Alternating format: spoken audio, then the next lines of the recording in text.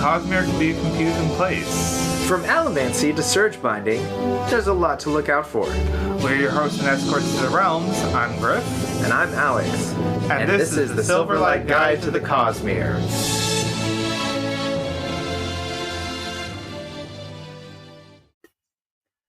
Alright, so we're back. We're back. It's the first week of 2023. Yes. This episode is going out tonight. Oh, okay. Yes. All right, so you're just going to upload it. Yes. Straight off. Cool. So don't say anything embarrassing. I won't. So, this first 5 minutes is going to be spoiler-free. Yeah, it may be less than 5 minutes, but we will clearly tell you when we start using spoilers. Yes. We will start with the name of the book and then devolve very quickly into things you don't want to hear if you haven't read the book. Or if you have not read or been keeping up with the rest of the Cosmere series. That's right. So after that point, it's on you. It's not on us. So now when we're rating it, yeah, just out of curiosity, because we really have not rated a book before. We've talked about whether or not we've liked a book, but we've not rated one. We did with the Lost Metal. Okay. We did out of 10. We did. Okay, so we're doing out of 10 system. Okay. Yes, out of 10. Okay. This is the system.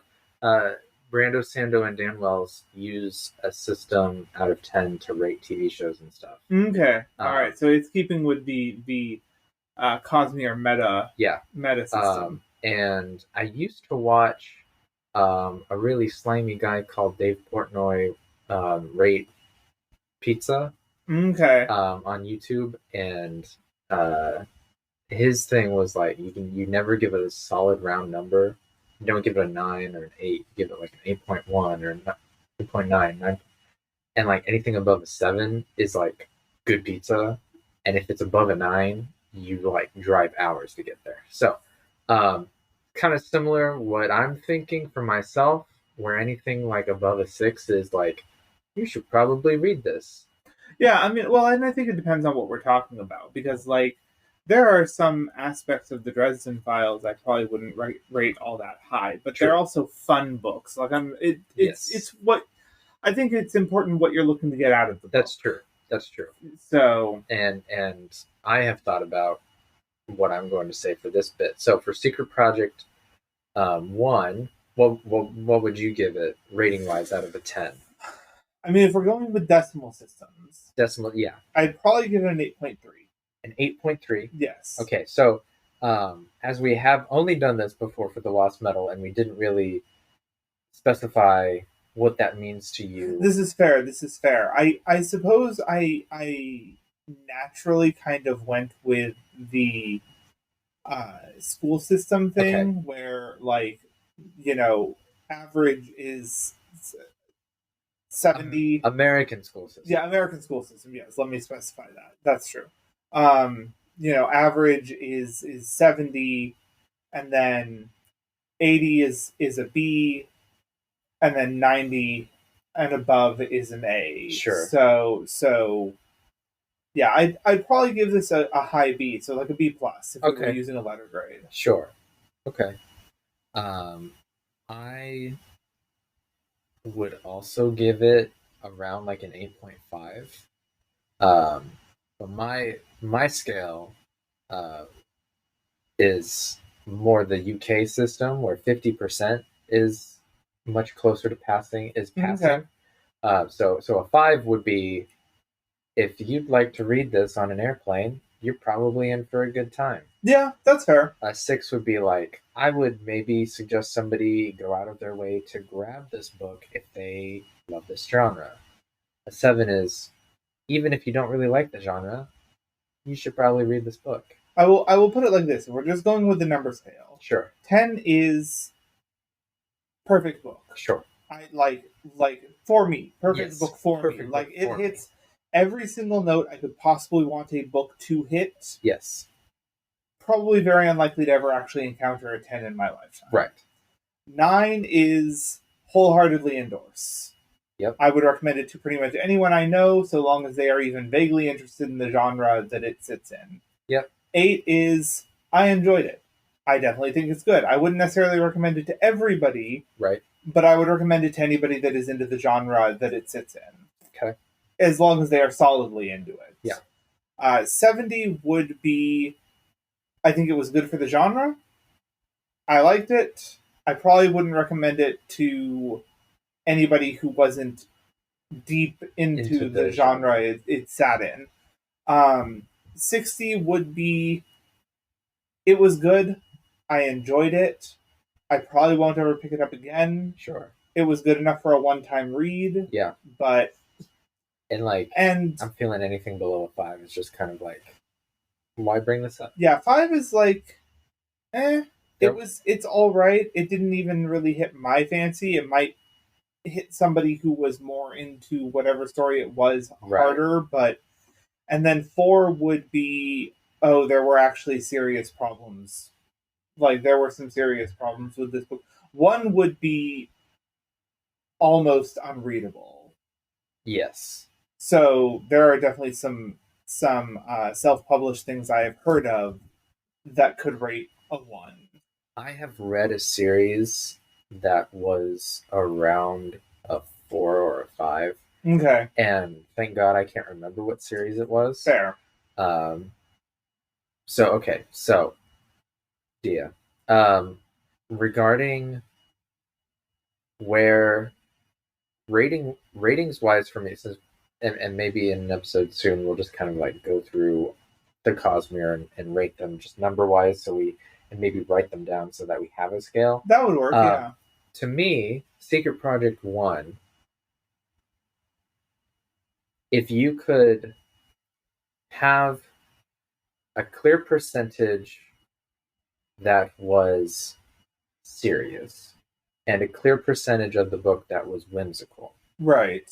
And then you said that this book is, if you take my rating of it at like an 8.5-ish, right, which is real good, if you took those percentages and flipped them, that is where I would put The Emperor's Soul. Okay, yeah, I see what you're saying. Right. Yeah, I can see the comparison there. So, to me, Secret Project 1 is one of my favorite Cosmere books. Okay. I think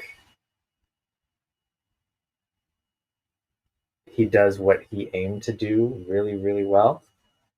I will agree with you. Yeah. I will say, versus Emperor's Soul, I think that this is a very good indication of what Brandon Sanderson said during the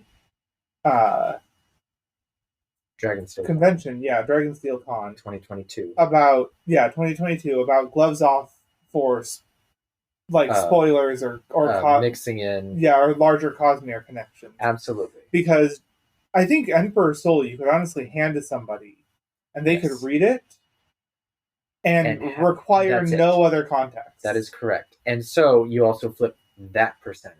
Right. Because ultimately, still spoiler free, because we haven't clearly said not spoiler. Right. We haven't clearly said what it is. It is very connected. Yes. And it is. It's bittersweet to me that I can't just recommend it off the shelf. Yes. Because you really do need to have that deeper understanding. You don't even need to do the kind of research we've done, but you do need at least to be aware of the deeper connections in the Cosmere. I will say... Yes. No, I'll save that for the initial bit of the spoiler. Fair.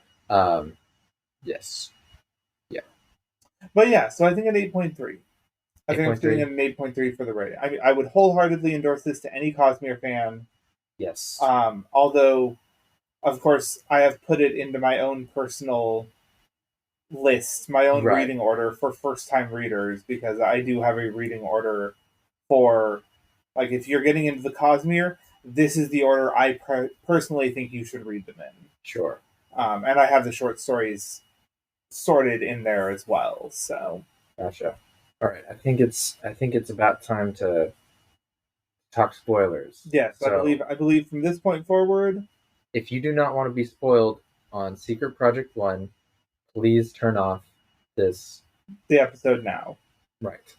Join us next time when we probably talk about something that's not Secret Project 1. Yes. Probably. So for those of you that have continued with us, racking my brain just then for a moment, you really only need to have read Elantris, Warbreaker, right, and Mistborn Era 1 in its entirety, including Mistborn 2 and Mistborn 2. Yeah, you need to have read Mistborn 2. All the Mistborns.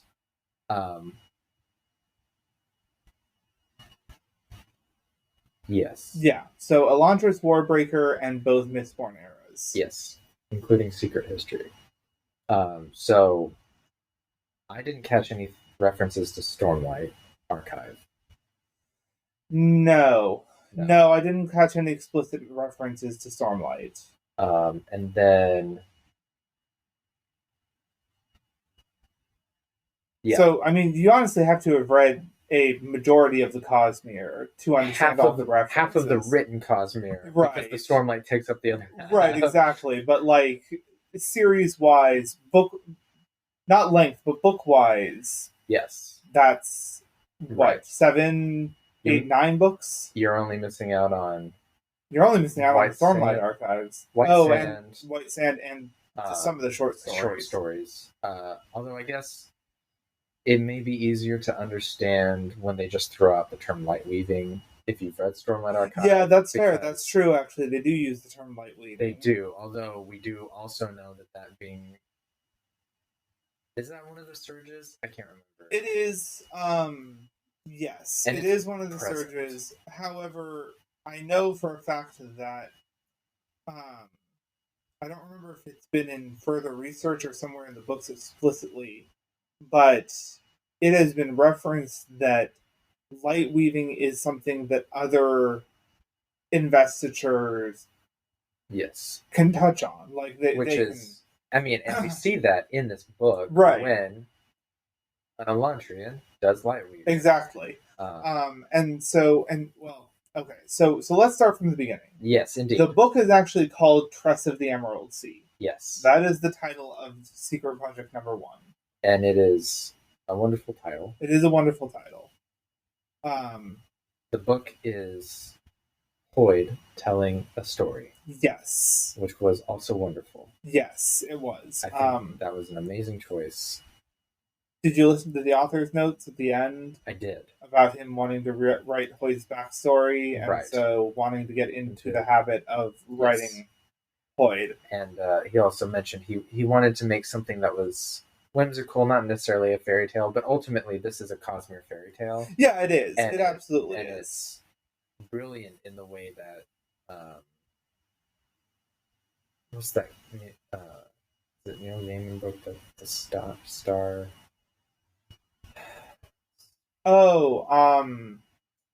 Stardust. Stardust, yes. That one is... It has similar vibes to me, because it's just very whimsical. I will say, however, though, that... And I'm usually not one to compare authors. I will say that I actually think that Brandon Sanderson accomplished it a little bit better than Neil Gaiman did. Stardust. Sure. Personally. That's just me. Ultimately... But fairy tale. It is definitely... You are definitely going to get your happily ever after. Yes. With the end of Tress of the Emerald Sea. Yes. I think him not having... And again, he explains it in the notes at the end. Not having the fan... the worry of... making sure the fans are happy, making sure the deadlines are met, probably did something magical for this book, and probably will continue for the other secret projects. I agree. I am super happy that we were able to get this little bit in that wasn't constrained by normal book writing necessities. So my first... Tress of the Emerald Sea.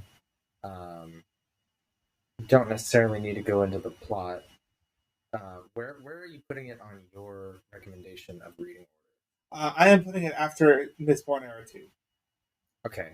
So really, but I am putting it before Sixth of the Dusk. I still have Sixth of the Dusk at the end. Sure. However, I feel like there is enough in Mistborn Era, or there is a reference in Mistborn Era 2 There is also a reference to AVR. I mean, he specifically uses the word AVR.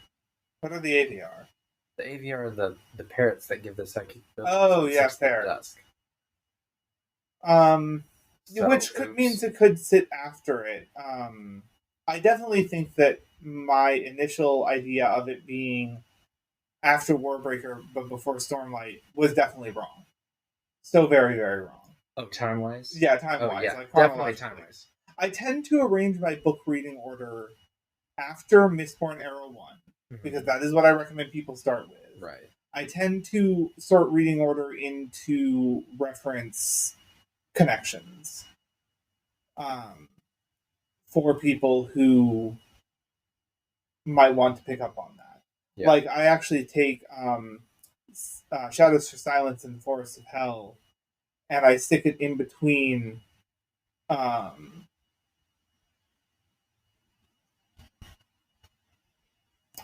what's it? Shadows of Self and Bands of Mourning. Okay. Because in Bands of Mourning, there's the explicit reference to the Haunted Man. And the Haunted Man is, like, you get actually way more on the Haunted Man in the Lost Metal, actually. But, despite that, the first reference you get to the Haunted Man is in Bands of Mourning, and it is very explicitly tied to Threnody. Yes. And so I stick that story in there so that if people are paying attention, they will pick up on the Threnody connection with the articles. Yeah. So ultimately, Tress of the Emerald Sea should be the last novel read. Right. Yep. Agreed. Now I will say that it does.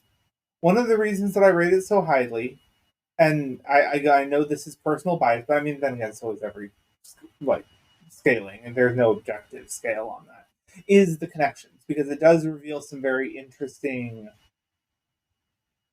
aspects of the Cosmere. Yes. On a multitude of scales.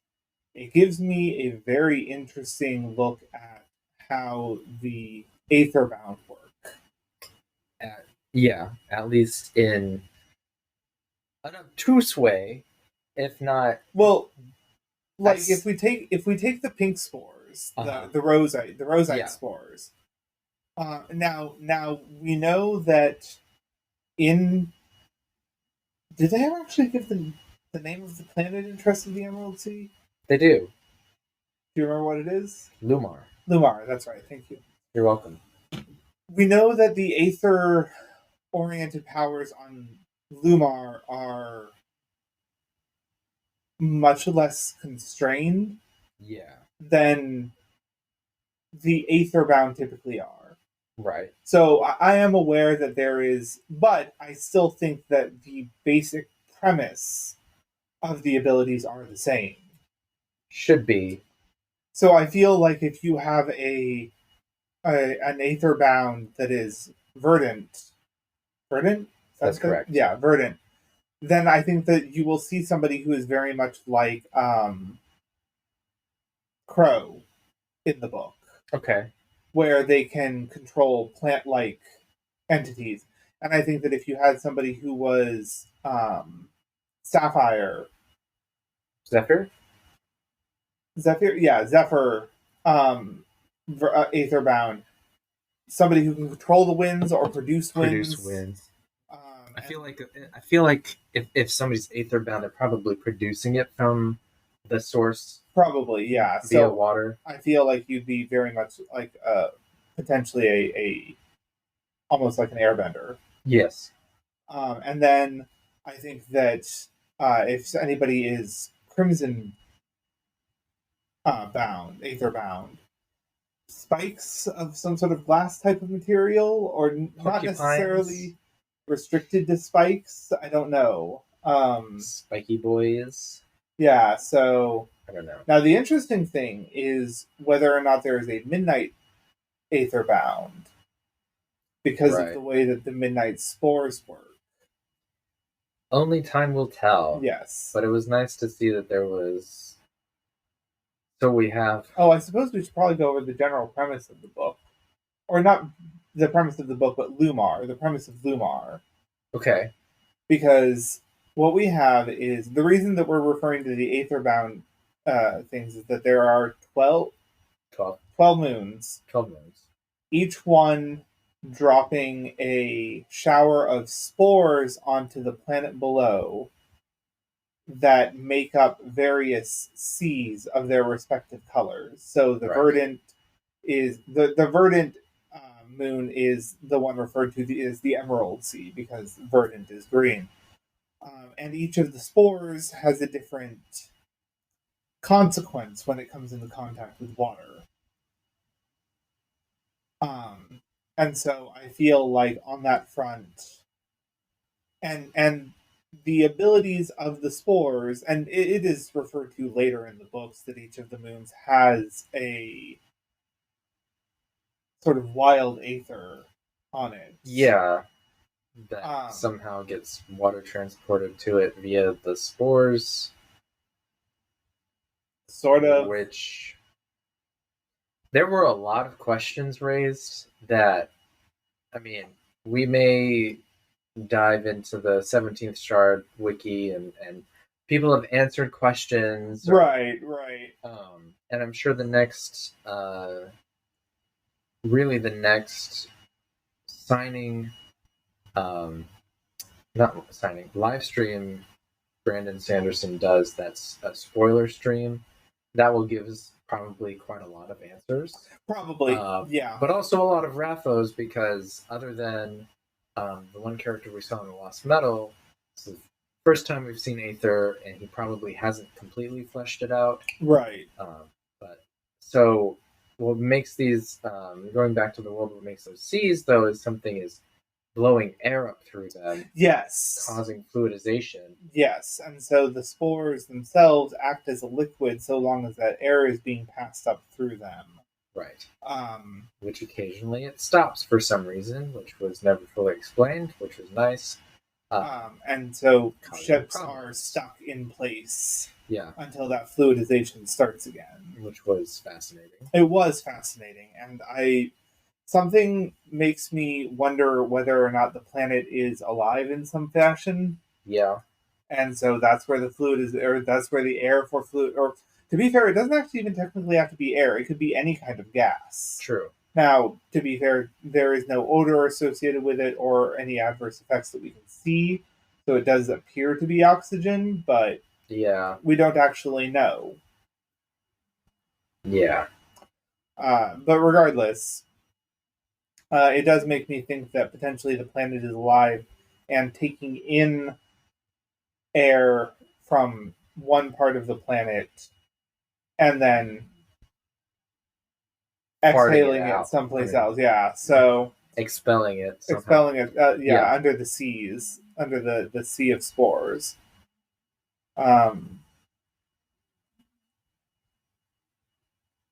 We do only appear to have. We are only shown 4 of the seas, with 5 of the spore types. No, we are only shown 3 of the seas. Right. With 5 of the spore types being shown to us. Yes, that's correct. Okay.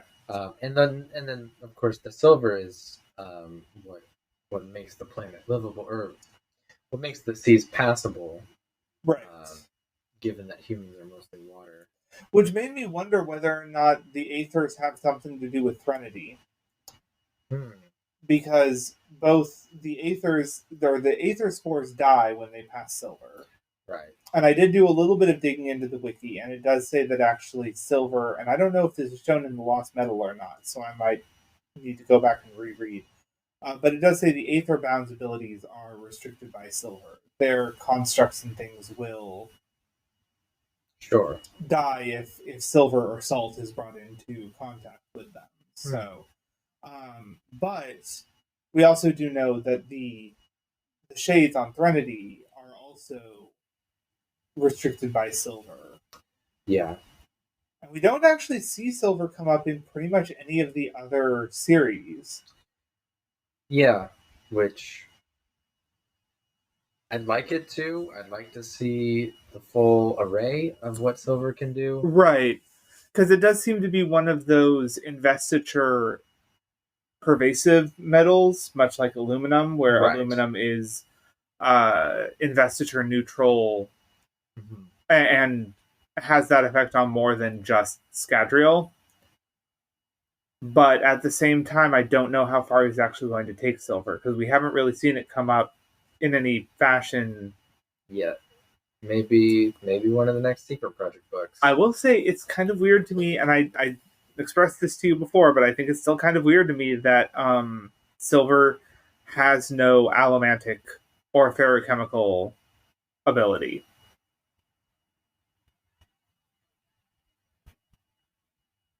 But it is what it is. Like, I'm not arguing with it necessarily. It's just odd to me. Yeah, maybe it's. I mean, he said that he wanted to change up what's considered precious metal and that kind of thing. Right, which I get, but I think it may end up being a sort of like, I shouldn't have done that, right, kind of thing. Where it would make more sense if you burned silver that it drained the other stores of stuff instead of aluminum. Right. And aluminum would be something that you just don't burn. Or it could be you burn it and it stops allomantic processes in you. Right. Like, it returns you to a neutral state. Sure. So, actually, that'd be an interesting one. Which is, not only does it stop all allomantic abilities active within you, but it stops all allomantic abilities active on you. So if somebody is burning one of the emotional metals, right, it would, because the aluminum line caps like that, it would make perfect sense that if you burned aluminum, it would put you in a neutral state. All allomantic abilities. It would also be an interesting defense against atium. Yeah, because atium would stop being able to read your future. Right.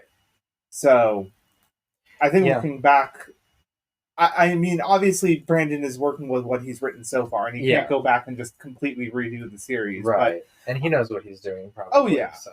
But I think if I were to be given a chance to rework the Cosmere, I know.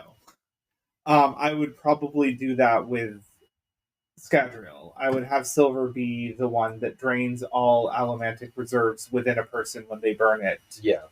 And then, burning aluminum would put you at that neutral state. Sure. However, so we have the moons, we have the spores that they're dropping. Do we want to go over the spore abilities that we have seen thus far? I mean, briefly. If they've made it this far, they've probably read the book. Probably. So the verdant moon drops to the green spores, and when those spores touch water, they grow a vine plant-like. A vine. Yeah, a vine. It's a vine. It's or a series of vines, I should say. Right. Any touching of the verdant spores to water produces an explosive growth of vines. Yes. Which can be directed mentally somehow. If you are I'll get into that later. Tress's abilities with the spores is something that I don't necessarily think is shared by everybody on the planet. But anyway. Then we have the Zephyr spores, which are blue. Yeah, they just release a burst of air. Yeah, they release a very, an explosive burst of air. Right. Apparently that is what is used for cannon in place of gunpowder. Smart. Yeah. We have the crimson spores, which, when hit by water, produce a growth of razor-sharp spikes.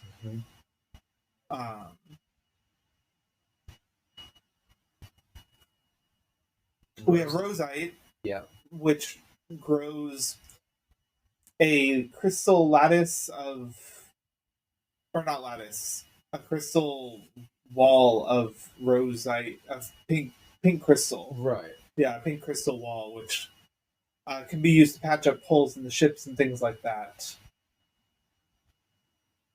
And then we have the Midnight Spores, which form a bond with a person. With a person who can give them water, right, and that connection, and that person can then direct the being made by the Midnight Spores. Right.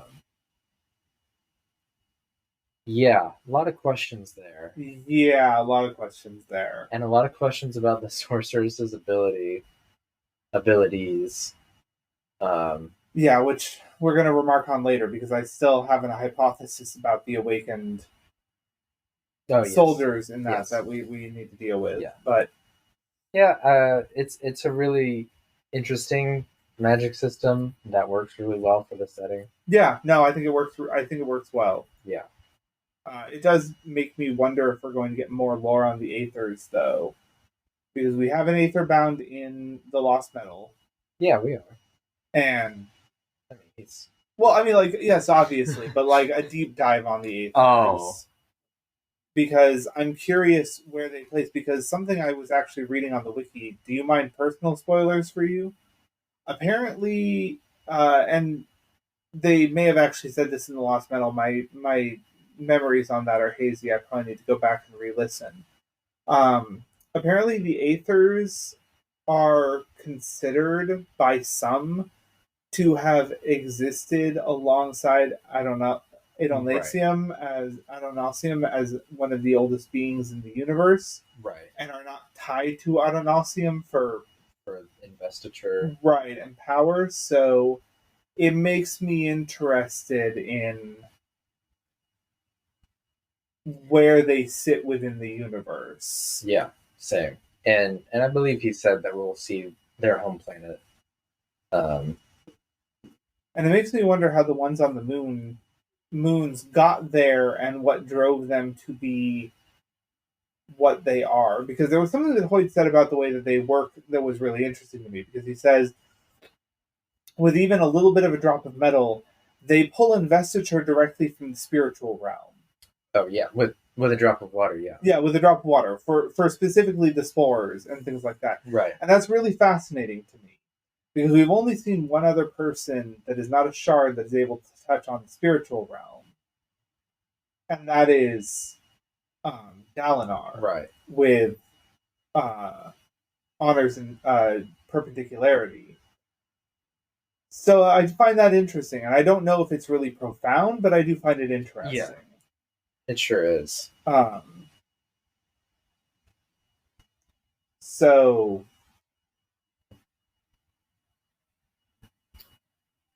yeah. I think the sorceress is the source of most of the connections to other Cosmere books. Yes. Although there are a couple. Well, let's before we touch on the sorceress, sure. Let's touch on the other connections. Okay. So we have Ulam. You're right. Who is apparently a Khandra. You don't have to say apparently. Okay, yes, it is a Khandra, but I'm still bothered by the way he's presented. He's so given the advanced state of time at this point. Right, because this is clearly far and away. This is at minimum Era 3. Right. Mistborn. At minimum.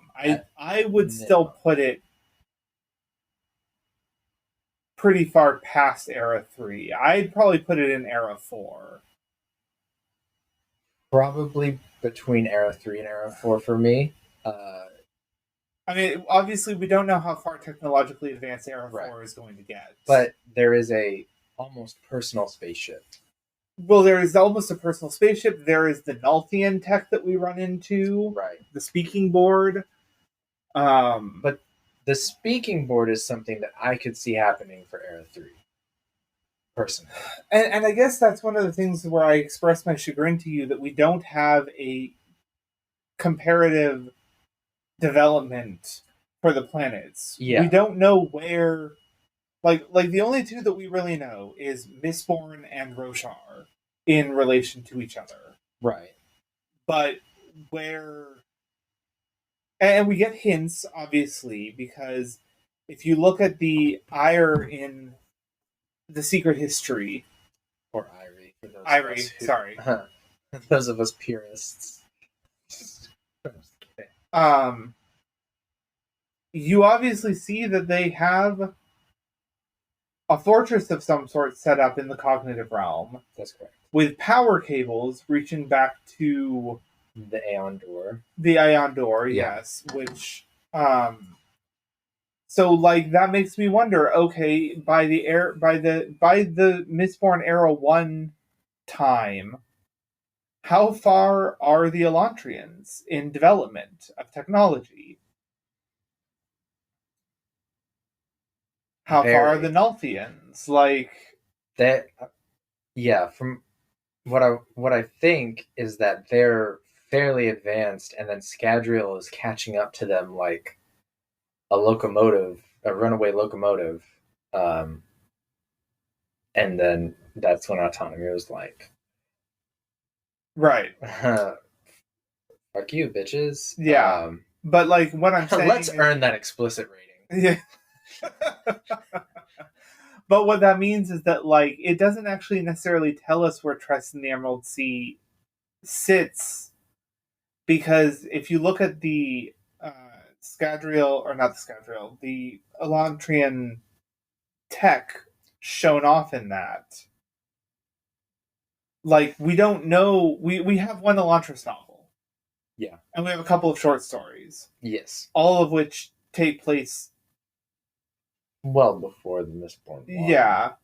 And so the question is, you know, by Mistborn Era 1, how far is Elantris developmentally wise? Right. We don't know. We've never seen it except for like hints like this, but again, that doesn't really tell us where in the timeline it sits or where in relation to other planets they're advanced or not. So yeah. All I can throw out there is conjecture that Sazed continues to accidentally feed technological advancements to groups of people on Scadrial. Right. Yeah. And I mean, and the trading with Nalthis increases. So. And so the question is, and so that brings up the Nalthian tech, because like the Nalthian thing, apparently it's. What's up? I was trying to. Yes, that's what I thought. Okay. What? You finish your thought. Okay. Like the Nalthian thing has predictive text ability. Yes. Which seems to be something along the lines of predictive text for us here with text messaging, but far in advance from what we have. Yeah. I know he said Era 3 is going to be an 80s spy thriller. Right. Which I take at face value to mean that it is going to be set on Scadrial as if it were the 1980s. Yes. Even though that the difference between Era 2 and Era 3 will be a lot shorter than 1860 to 1980, I would guess, just because of faster technological advancements. Right. So, if we take it at face value that it's 1980, then we can also say 30 years after 1980 Apple was starting to like do the predictive text thing within a few years from that. So I think on the timeline, if you put Era 3 and Era 4, it would be like right next to Era 3, because I think predictive text is a lot that is there, and then personal spaceship travel is over here. So right.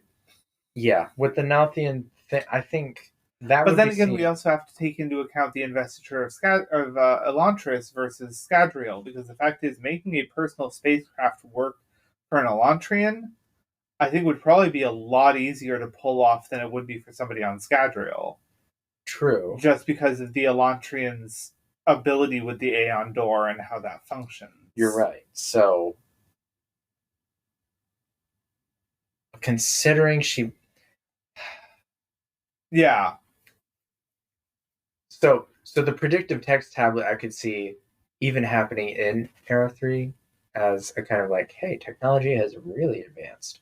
But the spaceship, I mean, it's a fairy tale, I know, but it seemed clear that it wasn't like, oh no, I have nowhere to go when she was forced off the planet.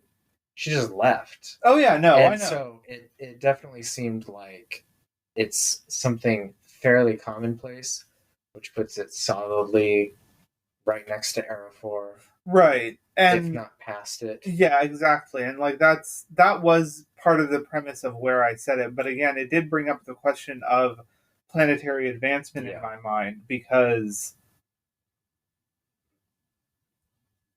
there's a lot of indication of because like okay, take Threnody. Like if we look at Secrets for Silence in the Forest or Shadows for Silence in the Forest of Hell.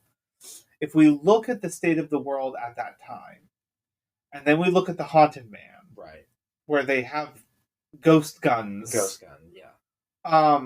Like that's a huge amount of difference. It is in technological advancement, but I would even say the ghost guns do sort of sit more advanced than the gunpowder firearms of Scadrial at the time where the Haunted Man is there.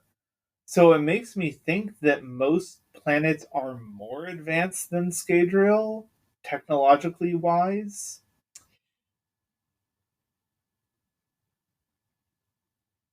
What I'll toss out there is that necessity is the mother of invention. Right. And most of the technological advancements we've seen on non-Scadrial planets have to do with the investiture itself, whereas the technological advancements on Scadrial are much more scientific. Oh no, I will definitely not disagree with you there. And the reason I toss that out is because I need to believe that Autonomy had a valid reason for doing what they did in the Lost Metal. Okay, so here's the thing where I think the reason that Scadrial is important comes in. Scientific advancements on Scadrial is not reliant on any kind of investiture. Right. It is reliant on electricity. It is Earth-based scientific advancement. You could have everything on Scadrial work the way that it works. You could eliminate investiture entirely, and everything that occurs on Scadrial would still work exactly the way it works. Right.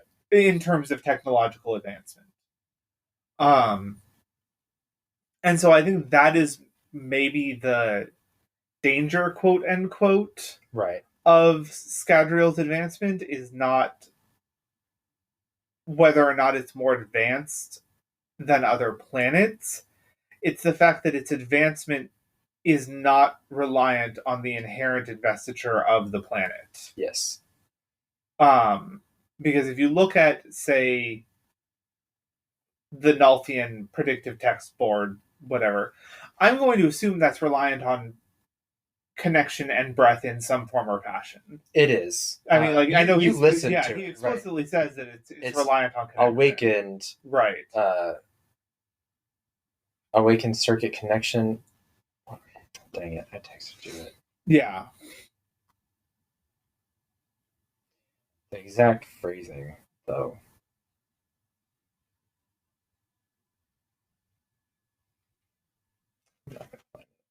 There's a search function. Oh my god, you're right. It's been a long week. It's fine. Awakened prediction connection circuits. Right. With the awakened and connection being capitalized. Right, exactly. So the fact is that since that is reliant on the investiture of breath and connection, if you took away that investiture, right, that stops functioning. Right. And so the fact is that, you know, it's one of those things where I think that is the danger with Scadrial. That is what Autonomy was worried about, is the fact that you could set up an entire aluminum shell around Scadrial and their guns will still function. Their technology will still function. It doesn't give a damn about investiture. Indeed. And I think that's also maybe what Odium will be worried about, is the fact that they will have weapons that Odium's... It doesn't matter if you kill Harmony or not. Right. Those weapons will still work. Yeah. So you could completely splinter autonomy or Harmony, and the Scadrians. Do we have a term for people from Scadrial? I think they're Scadrians. Scadrians, okay. Scadrians will still be able to fight you and be rather impressive about it, whether or not you block their investiture.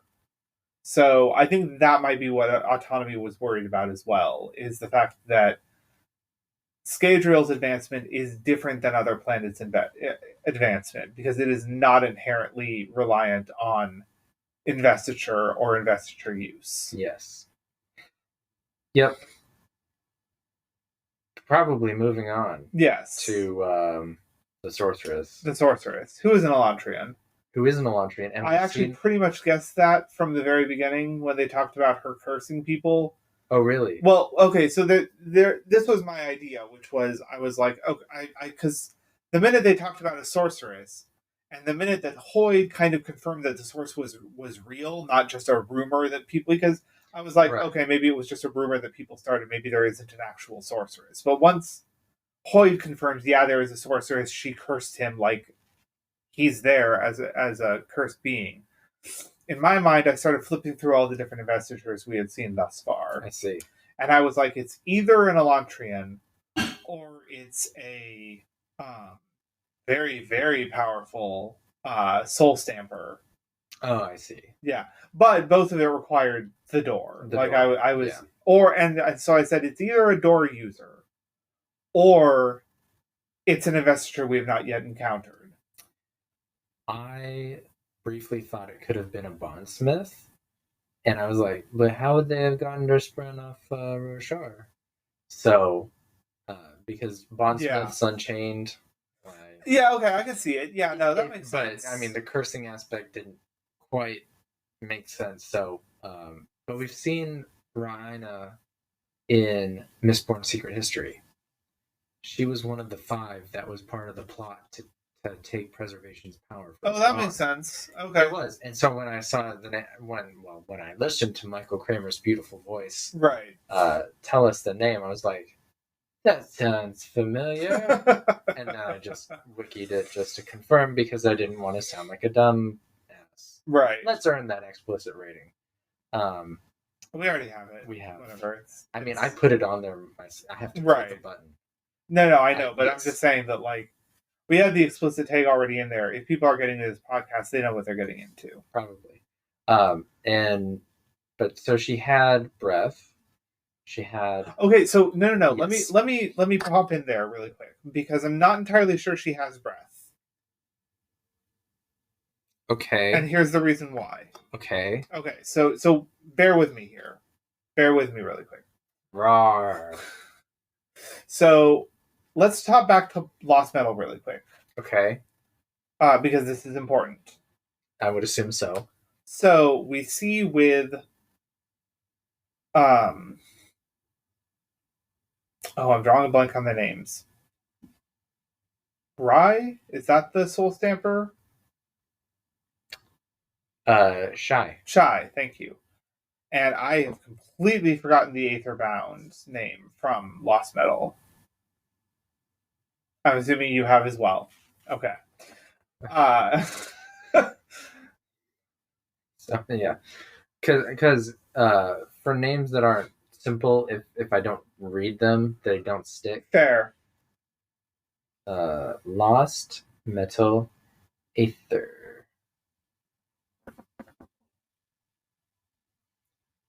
Prasanva? Okay. Whatever. Yes, Prasanva. Okay. So, if you look at Prasanva, and if you look at Shy, and if you look at... I don't remember if there's any other Aether, or any other... Shri Prasan. Pros. Shortened for Pros. Or we could call him Raj of the Coriander Court. That's a thing too. Grand Aetherbound of the 12 Kingdoms. Okay. Twin Soul. Twin Soul's easy. Yeah, Twin Soul. Anyway, Okay. regardless, if you look at Shy, and if you look at Pross, and if you look at... I don't remember if there's any other investiture users in that group of the Ghost Bloods. Doesn't matter. What are they drawing on to power their abilities? The Aeon Door. Yes. The bottled Aeon Door. So, my thing is, what if the awakened soldiers are not running on breath? What if they are in a similar function to the speaking board? What if they have the circuitry of an awakened, like, object, but they're actually running on the door that the Elantrian is able to draw upon because it's an Elantrian?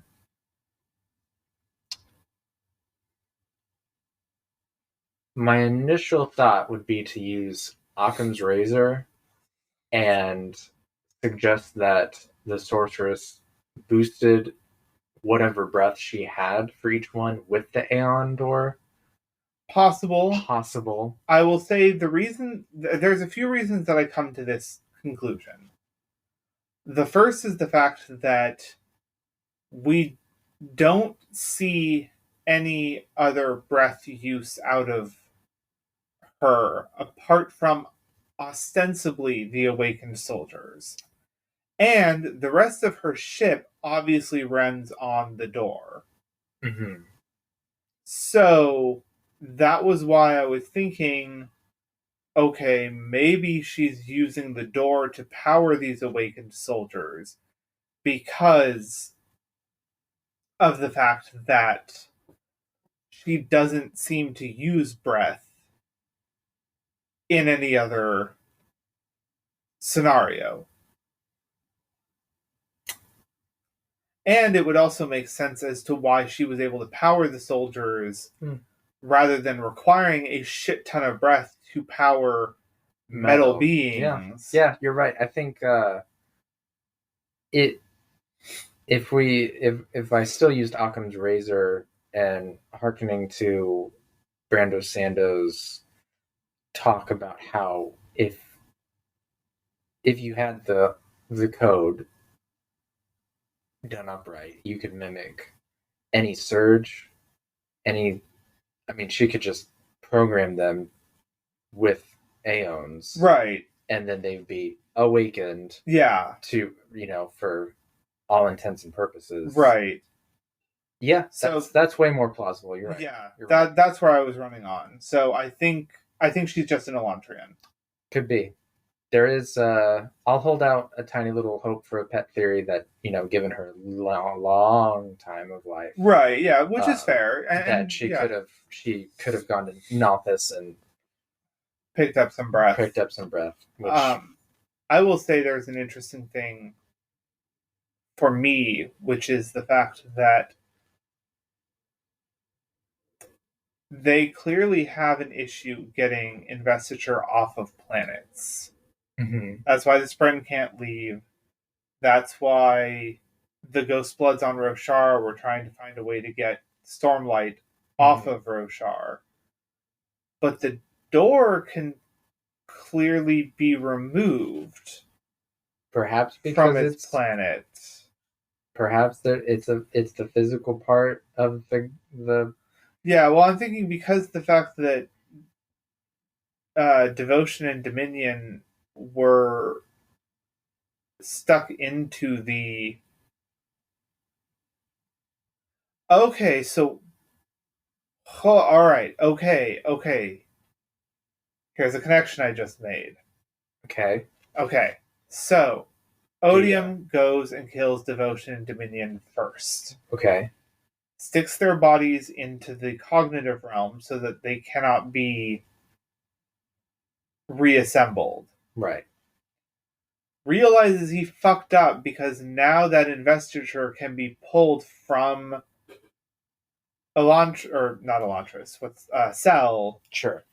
and move to other planets, then giving world hoppers access to investiture that can be moved. Then, from that point forward, because for some reason he can't go back and undo his movement of the bodies into the cognitive realm, he just splinters the shards and then leaves them. Because he doesn't want to give that access to investiture to the people on planets. And he can't undo what he did with Devotion and Dominion, but he realizes his mistake. Right. Brandon Sanderson, we're helping you shoehorn Elantris into the Cosmere. Always have to help my favorite author. Anytime. No, that makes a lot of sense. Yeah, because his whole thing is that he doesn't want to give people on planets the ability to fight him. Right. So, yeah, it would make sense that he'd be like, oh, I fucked up there when it comes to Cell. And so from that point forward, he just splinters the shards and leaves them. Yeah. Yeah, that makes sense. What else did we see? We do have a reference to Mistborn Era 2 because Tress specifically says, unless you see Death himself with nails in his eyes. That's right. Which is clearly a reference to Marsh. Yeah. Which makes me think that this world was inhabited by Scadrians or just the fact that Scadrial is now on the Cosmere stage. Right. That mythology is just spread. And yes. Because, I mean, it's not so far-fetched to think that a Scadrian ended up on Lumar.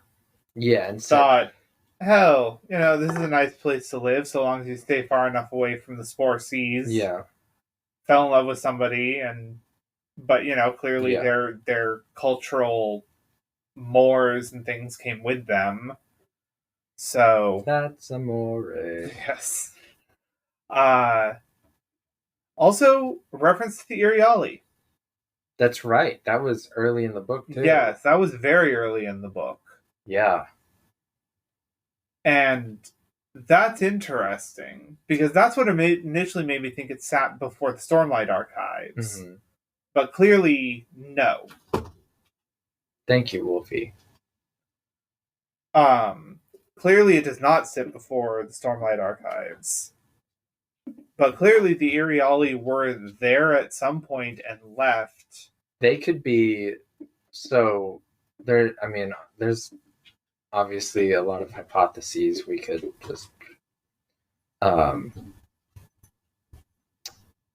what I think is a strong option would be that the Iriali end up acting like a sort of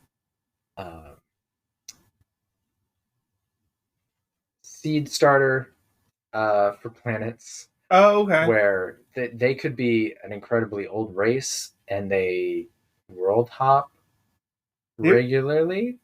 Are the Iriali originally from Ashen? I don't know. Huh. That gives me a... I believe the first time we are just told about them is Stormlight. Right. And then we get the reference in Lost Metal to the one person that has golden hair and skin or something or other over in that other part of the city.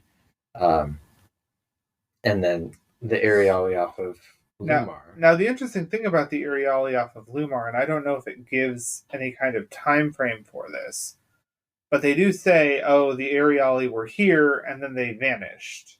I think they said 300-something years. Okay, so it wasn't long enough ago to make it... Well...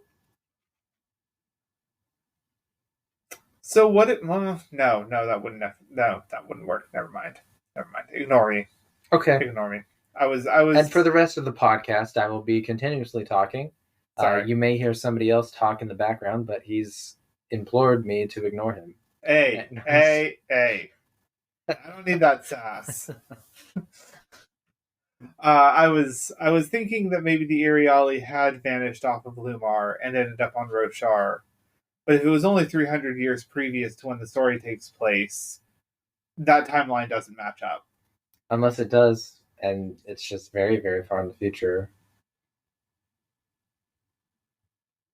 No, I was going to say the Iriali off of Lumar they disappeared from Lumar and ended up on Roshar. Oh, I see. My bad. And then that's what they're referring to with the Iriali on Lumar, but that timeline doesn't match up. No.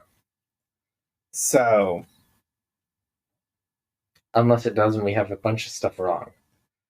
I mean, it's possible. Again, it goes back to that whole thing of how advanced are the planets, because, like, is the sorceress only showing off the tech that she has because Elantris is far and ahead advanced past the other planets? Right.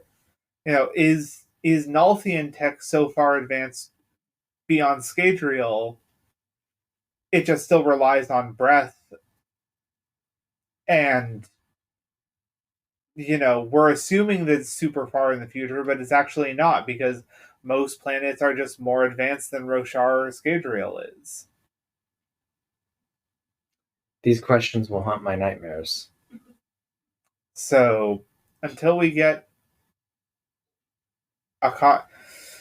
maybe the next time he does an AMA, yeah, I can pose a question of, like, hey, at least with the Elantrians specifically, like, yeah, is a lot of this Elantrian tech we're seeing, like, reliant on the stories being far in the future, or is this just stuff the Elantrians have access to that the rest of the Cosmere doesn't yet? Let's see.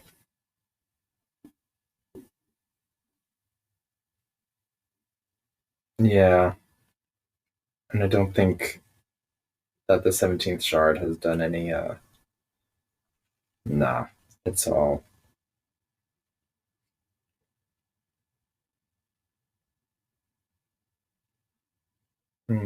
So, as I said, maybe next time Brandon does an AMA, I'll pose that question to him, because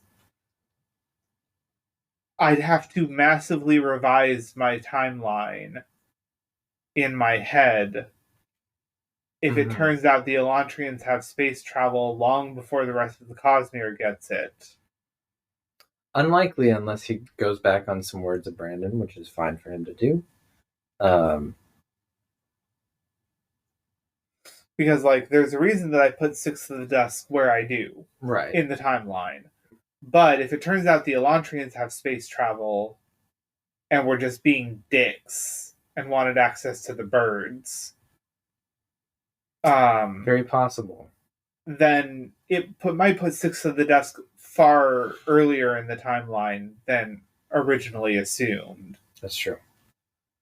Because the Elantrians so far we've seen, apart from a very few express ones in Elantris, the novel, kind of are ending up being dicks. Immortality, yeah, or near immortality can do that to a person. It's fair. It's fair. I'm not even against it necessarily. I'm just saying that we're kind of like seeing that they're more of an antagonistic group than a beneficial. Yeah. Because it's kind of like the Ghostbloods, honestly. We first encountered the Ghostbloods as a very antagonistic group in Roshar.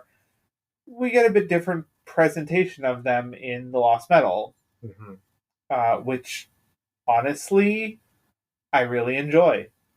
Because I think that it is a brilliant representation of the fact that perspective can change your viewpoint of a group or person. That's right. And I kind of want to employ it in a future tabletop RPG game if I'm going heavily political. That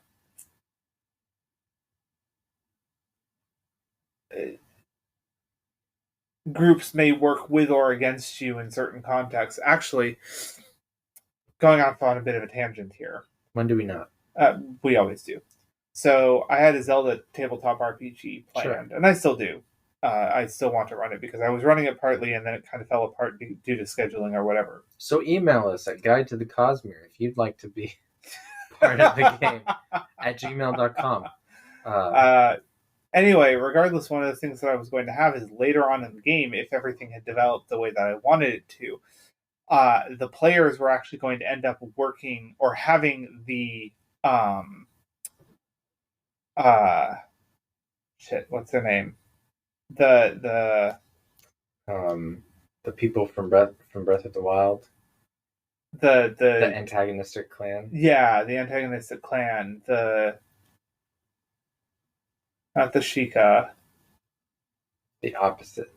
Yeah. The Unshika. The Unshika. Unshika.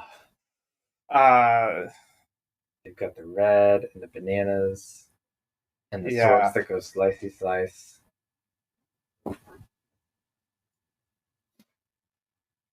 Thank you, Darwin, for your input.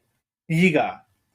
I was going to have the Yiga work alongside the players because there's a threat that comes from outside of Hyrule. Oh, interesting. That is trying to take over the planet effectively, and the Yiga are kind of like, no, this world belongs to Ganondorf. So, even though... But then it turns out that the thing trying to take over the world from outside the world is Ganondorf? No. Galactusdorf? Galactusdorf. And the silver... The silver Hyrulean comes in on his silver Hyrulean shield. Okay. This has quickly gone off the rails. Even more so than original. But what I was saying is the fact that, like, yes, the Yiga clan are bad within the context of Breath of the Wild, but they would be allies in that one specific sense because they don't want these beings to take over the planet any more than the players do. So, but anyway, I think that Brandon does a wonderful representation of the fact that these groups are working with their own goals in mind, and sometimes that makes them help the main character of a book, and sometimes that makes them antagonists, and that's just going to be the way it is because they are working within their own goals, and that may be for or against the people of a specific planet. Yeah. So I think that that's a wonderful way to do it, and what else is there with Tress of the Emerald Sea? The hardbacks, they haven't put out any note, but they did say they would expect to start shipping in the middle of January. Okay. And they've got like 160-something thousand backers to send them to. So, good Lord. But, and we haven't really talked about this, and I guess had I thought about it, we would have put it before the spoilers, but they wanted to start the themed boxes off with a Cosmere one instead of Cytoverse. Oh, okay. So we're getting the Hoyd box first. Oh, all right. Yep. Okay. And they said that they've already got that ready to ship. So as soon as the books finish, cool, gotta ship that. So hoping mid-February for that too. I will say that on the series of connections, we do apparently have a Khandra, which does not function the way that the Khandra we have encountered thus far work. Yep. And that's interesting. And also the reason why I thought it was not a Khandra originally. Right. It says that Sazed, or Hoyt says that Sazed released them. Right. And which, okay, so Dia. There are some Quesadilla? Oh yeah, okay. There's some interesting premises there. Yes. Because here's the thing. As of Lost Metal Era 2, the Khandra are not released. Right. They are still under Harmony's control. Hoyt specifically says Sazed, not Harmony.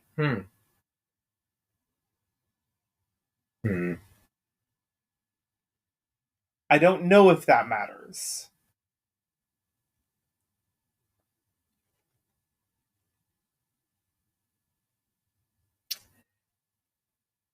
I mean, because Hoy does refer to Odium as Odium. He doesn't refer to Odium as Mraize.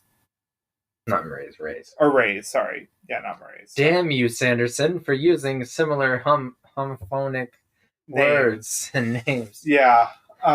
Just kidding. We love you. You giveth purpose. We could give the podcast purpose at least. For our 3 listeners. Just kidding, there's more than that. Quite a bit more, apparently. Just because they listened once, does that make them listeners? True, fair. And if they're listeners, does that make Though, to be fair, if we have gotten 400 listens across all of the episodes we have so far, we have to have at least a few repeat listeners. That's true. It's mostly me with a bunch of different phones. I open up your other... It's interesting. I open up your other guest room, and I just see phones stacked up. And it's interesting because what happens is that we naturally have this cadence of where our tangents are spaced such that we can actually start the podcast at different times, and it ends up being a canon of tangents. Like Pachelbel, but worse. Yes. Okay, so Dia, but I wouldn't read too much into it, honestly. Maybe not. I don't know. It's an interesting thing to look at because, as I said, Hoyd, when referring to shards, typically refers to the shards by the shards, not by the host's name. Right. But he does specifically say Sazed in that one. Now, whether or not that's because it's his internal thoughts. Oh, that's true. Versus what he's speaking, that might be a part of it. 2, it is one of the reasons why I think that it comes post-Era 2, because of the fact that, as of Era 2, the Kandra are not released. Now, here's an interesting thing, though. Well, I do believe it is probably a Kandra, because, and the reason I say probably, is that we are not ever heard to them referred as Kandra, explicit, ex libris, from the book. We do not have the explicit word Kandra used. Mm-hmm. Now, I'm not saying that it's not a Kandra. That's right. But what I am saying is that there is the potential that it could be referring to a different scenario in Era 3 or 4 of a creature that is found, that is Scadrial based, that is not a Kandra, but works similarly. I'll give you that as a valid hypothesis. I'm not saying it's likely. And then I'm going to look in my pocket and pull out Occam's razor and slice it to smithereens. No, it's not likely. I'll grant you that is possible. Well, it's just the fact of, like I said, the fact is that it works so much different than a Kandra because... It's not that much different. Well, he asked for specific body parts, not bones. That's true. Plus, he apparently had to sew the ear on or attach it in some other fashion, not just grow the ear that's on his arm. I think, and like we talked about before, but I'll repeat for our listeners, I think it could be that the amount of salt, right, or a okay, but no. Here's the thing that I'm gonna actually I thought about it later and I have to nix the salt idea. Okay. Because here's the thing: the salt is specifically high on Tress's original home island, high enough that it kills the spores that try to land there. Okay. Spores are fine in the rest of the seas. Sure. There is no salt there. Unless he has chosen to decrease the amount of liquid in his body. Possible, regardless of salt. It's possible. It's possible. I'm not going to lie. Yes, it's possible, but it's just one of those things where it works differently enough from a Kandra.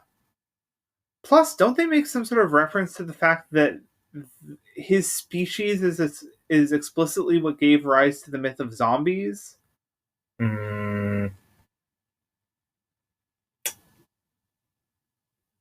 I don't remember that exactly. I know they mentioned zombie and that he doesn't have a heartbeat. Right.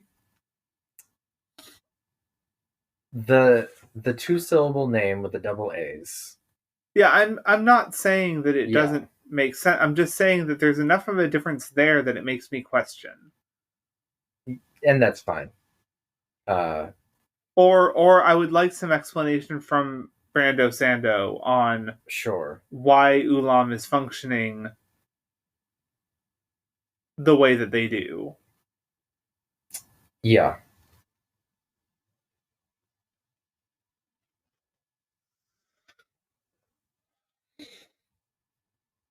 Give me 1 second. Yeah, no problem.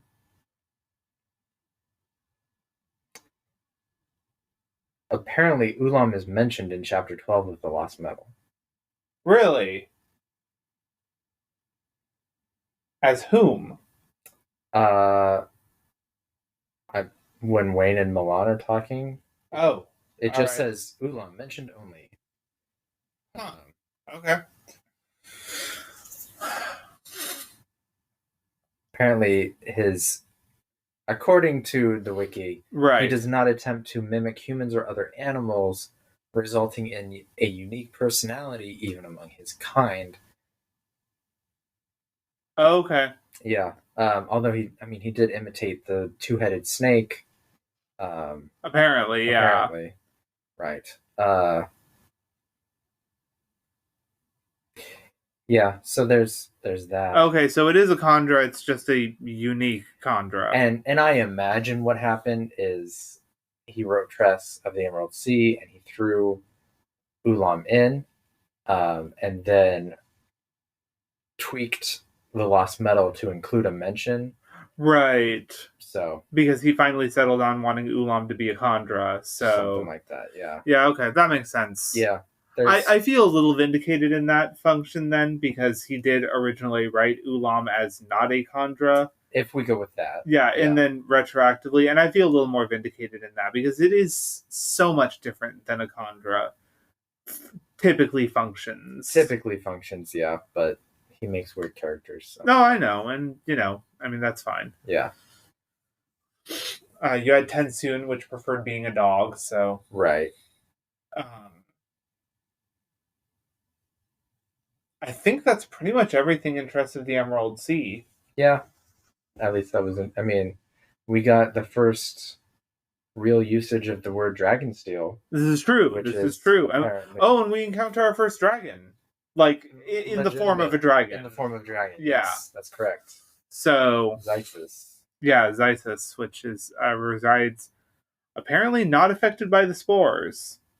I believe he can just force them back with magic. So I'm interested if Hoyd's backstory books are called Dragonsteel, part of me thinks that Dragonsteel has something to do with being able to kill Adonalcium.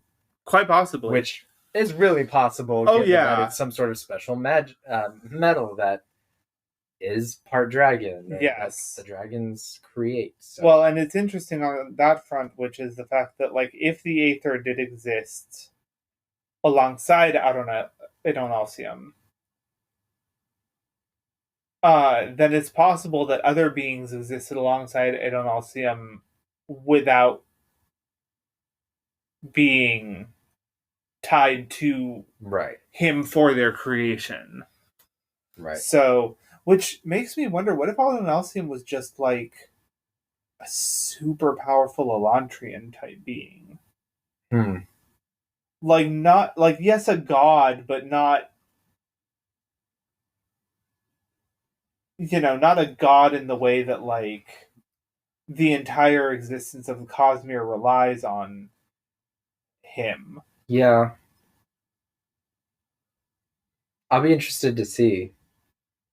Because, like, the existence of the Aethers is interesting, because so far because they talk about something about the Aethers being, like, representations of primal forces, Mm-hmm. which makes sense when you look at, say, the Verdant, and even the Zephyr. Mm-hmm. Breaks down a little bit when you look at Rosite and Crimson.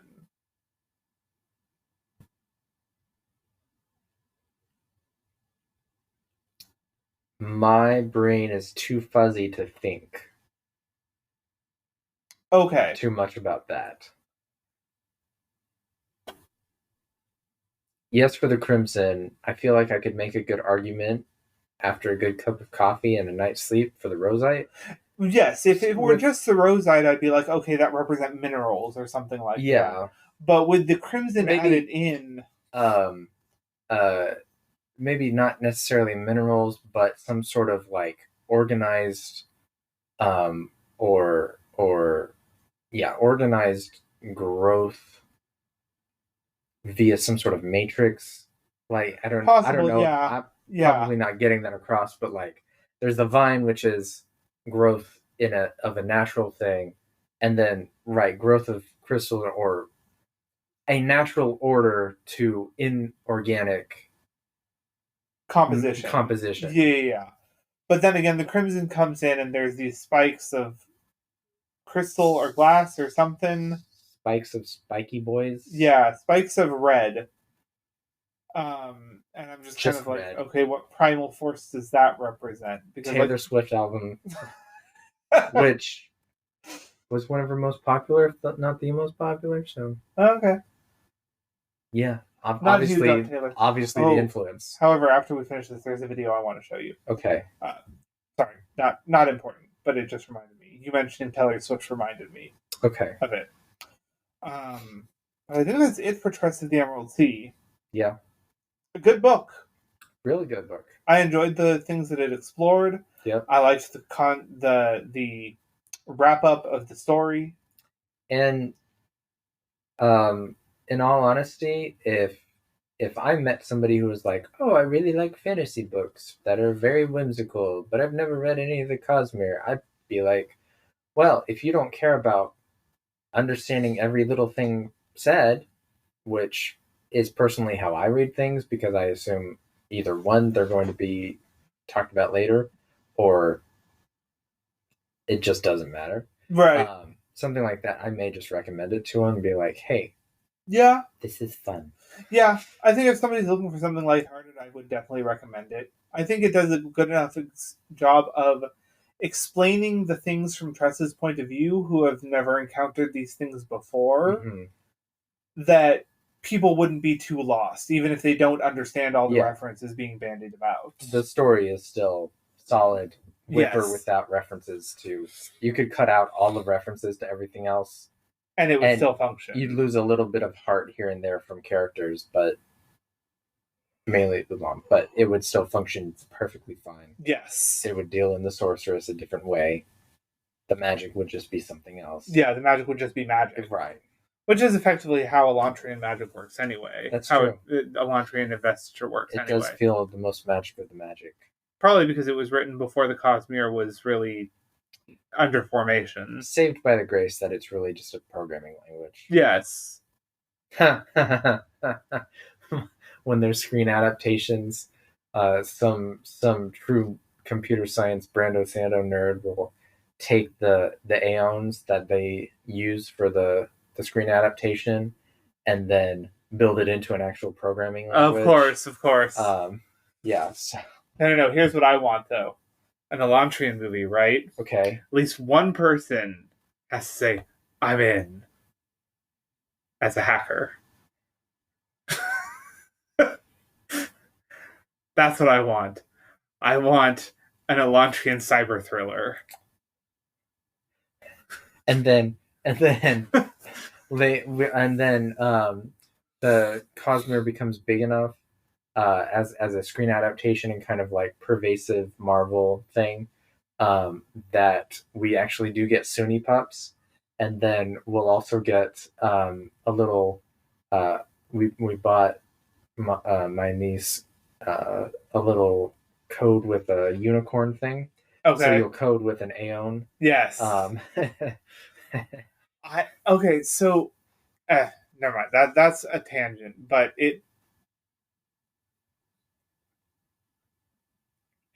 I want there to be TV shows, not movies. I know you do. Because they're so big. The novels are so fucking big. Like, would you rather have 24 movies? Or I'm just kidding. No. We don't need to go down. No. I think that's it for the episode. Yeah, that is it for the episode. That's it for Tress of the Emerald Sea. I enjoyed it. If you love Brandon Sanderson, read it. Definitely. Like, even if you weren't able to get it through the Kickstarter or whatever. Right. It'll come out in if if you're waiting for it to come out, don't have listened to this episode. Yeah, but we'll put it in the thing that it comes out in April for the non-backers. Yes, but very well worth the read. Enjoyed it immensely. Definitely gave me something to look forward to listening to when I was at work. Yes, on New Year's Day, and I think that's it. Yeah. All right.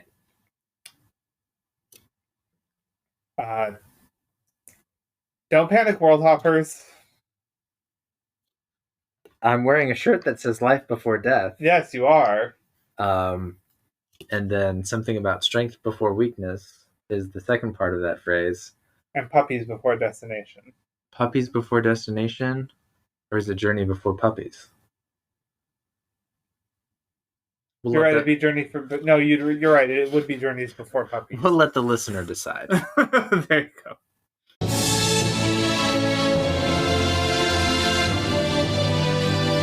The music you hear is Part 3, The Spirit, from Zavadilla's The Music of Elantris, produced by B-Roll Records. Available now on Apple Music, Spotify, and most music providers. If you like what you hear and you want others to hear it as well, please leave a rate and review. It really helps us get more listeners.